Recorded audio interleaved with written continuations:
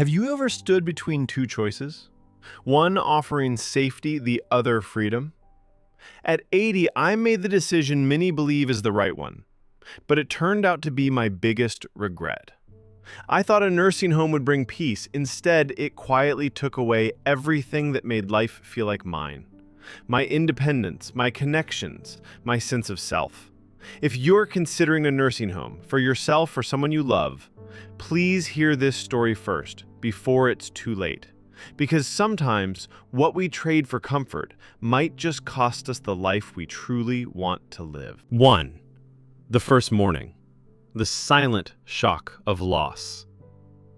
The first morning I woke up in the nursing home, I reached for my book, the one I always kept by my bedside at home, but the nightstand was empty. My favorite chair, the one that fit the curve of my back just right, gone. The kitchen where I brewed my coffee each morning, gone. The sound of my footsteps echoing through the home I loved, silenced. But the hardest loss wasn't material. It was the loss of control. At home, I decided when to eat, when to walk, when to sleep. Here, everything ran on their schedule. Breakfast at 7:30, whether I was hungry or not. Lights out at 9, even if I wasn't tired. At first, I thought I could adjust, but over time, I stopped asking, stopped choosing. I surrendered. And that's the danger. You don't lose your independence all at once. It slips away, piece by piece. 2. The pain of being forgotten, even when you're still loved. At first, my daughter visited every Sunday. My grandkids dropped by after school. My son called every Wednesday evening just like he promised. Then life happened. My daughter missed one Sunday. She called, "Sorry, Mom, work's been hectic. I'll come next week." Next week turned into the next month. My son still called, but distracted, multitasking, rushing. My grandkids got busy, homework, sports, teenage life. And suddenly I was just another quiet soul in the common room watching the door, hoping someone would remember me. Not because they stopped loving me, but because I was no longer part of their daily life. I still remember one evening sitting in my small room holding my phone.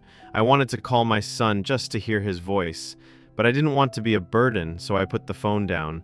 And that's when it hit me. This was my life now, waiting to be remembered. 3. When every day feels the same, losing my sense of purpose. Before, I had routines, small ones. Brew my coffee, read the paper, water my plants, tidy up my little space. Those weren't chores, they were anchors, tiny rituals that made life mine. In the nursing home, all of it disappeared. Meals delivered, bed made, laundry done. Days stretched into a quiet fog. I no longer had something to look forward to, something to care for. I remember George, an 84-year-old carpenter who used to build cabinets and furniture. One day, I found him staring at his hands. "I used to fix things," he said. "Now, I just sit." And I understood completely. When you stop being needed, it's easy to forget you still matter. 4. When rest turns into weakness, the loss of strength. Before I moved in, I was still active. I went shopping, cooked meals, stretched each morning to keep my legs strong.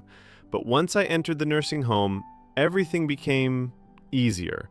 No more walking, no more reaching, no more effort. And without realizing it, I grew weaker. One afternoon, I tried standing up from a chair and couldn't do it without using my arms. That had never happened before. The muscles I had worked to preserve were fading. It wasn't just me, I saw it all around me. People who walked in upright slowly shifted to walkers, then wheelchairs. I remember Alice, 81, full of life when she arrived. She told me, "Just because I'm here doesn't mean I'm slowing down." A few months later, she said quietly, "I don't know when it happened, but I feel like I aged 10 years in just a few months." In a place where everything is made easy, movement stops being necessary. And that's when your body forgets how. 5. Losing privacy and dignity. At home, I had space. I could shut the door, sit in silence, or take a shower whenever I wanted. In the home, privacy became a luxury. Want a shower? Wait for your scheduled time. Need the bathroom? Press a button. Wait. Hope someone comes. Want peace and quiet? Not if your roommate screams at night from confusion or pain. They tried to help. They tried to be kind.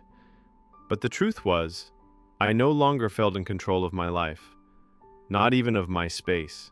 I brought in pictures, my blanket, even a little plant. But no matter what I did, it never felt like mine. Because how can it when someone else controls your time, your space, even your choices? 6. When leaving is no longer an option. I told myself, if I don't like it, I'll leave. But leaving wasn't easy. My house, empty, collecting dust. My kids had sold or given away things they thought I no longer needed. They even considered renting the place. And when I said maybe I can go back, they hesitated. Are you sure, Mom? You're not as strong anymore. It's safer here. And they were right. I wasn't as strong. Months of doing nothing had taken their toll. I started doubting myself. Could I really live alone again? I've met others here with the same story. They thought they could go back, but the longer you stay, the harder it is to return. Some lost their homes, others their savings, many lost hope. We walked in thinking this was temporary, and one day we woke up and realized we had nowhere else to go. The life you have right now, no matter how ordinary or challenging, is still yours. As long as you can choose what to wear, what to eat, where to go, and when, you're still truly living, not just existing. Don't give that up too easily. If this story made you think differently, share your thoughts in the comments. Your words might help someone else make a better choice. Hit that like button to help spread this message, and subscribe so you never miss another story that truly matters. Because sometimes, one honest story can change someone's entire path.